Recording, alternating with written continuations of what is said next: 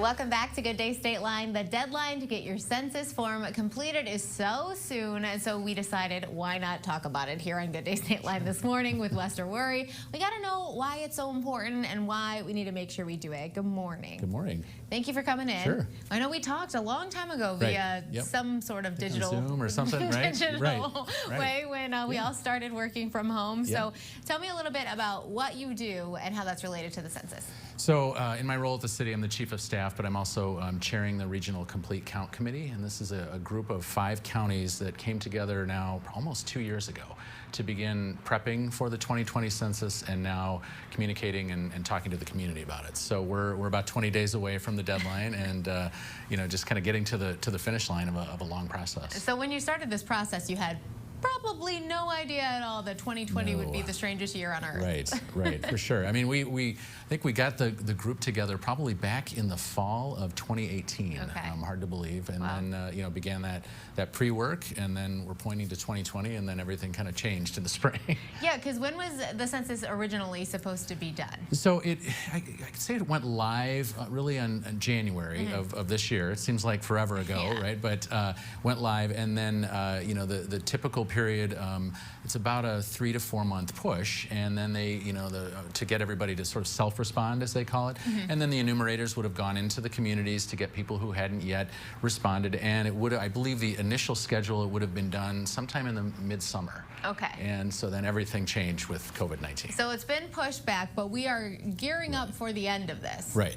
Just a few weeks. So tell me what we should be doing if we didn't find the form, or if we misplaced it, or we, you know, thought we did and then realized we didn't. What should we all be doing? So there's about 3 weeks to go. So the new deadline now is September 30th, and that's the last day that people can self-respond. You can do it by going to my2020census.gov. It is just about the easiest questionnaire you'll fill out.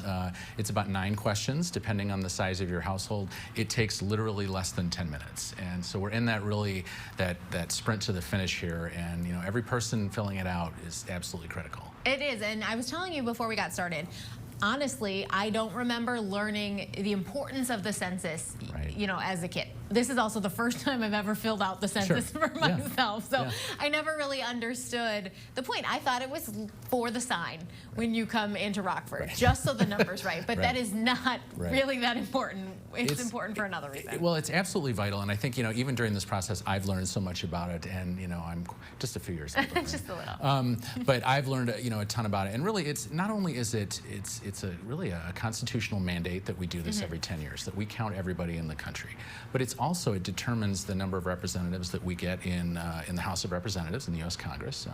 But I think probably most importantly, if you look at it from a dollars and cents standpoint, it determines how much, how about $675 billion is allocated every year in federal funding throughout the country, and so much of that funding is distributed using census data. And so when we don't count everyone, we literally lose money in the city of Rockford and Winnebago County and in our state. And it ends up being about $1,500 per person, right? Right, per person per year. So, you know, when is so much. You do the math over 10 years, and each person we don't count, you know, we lose about $15,000 in 10 years just for one person. But more importantly, we still have to provide those services and that infrastructure, and you know, the money that is allocated every year based on that census data. Those are vital programs and services that, you know, we all rely on. And if we don't personally, we probably have friends and family who do.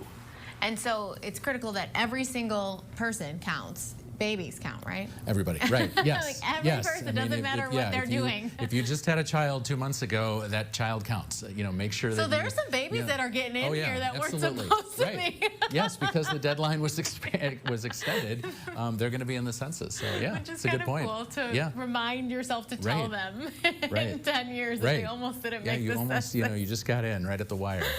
So how we can fill it out online. If we happen to misplace the paper that came in the mail, mail in March or whenever it arrived. What can we do?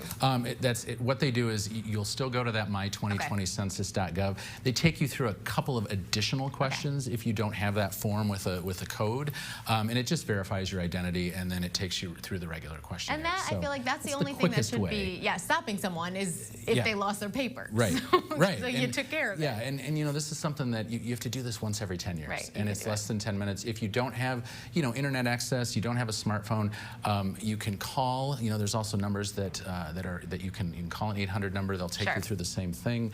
And there's also, if you have language challenges, they have resources for, I believe it's about 52 different languages. Oh. So if English is not your first language, you still count. Wonderful. Well, thank you so much for filling us all in this morning. Yeah, you're welcome. Coming up next, Dairy Queen just debuted their fall flavors. We're getting a taste test, and later we're finding out which essential oils we need to start using as our skin contributes to how the weather is changing. If you missed any episodes of Good Day Stateline,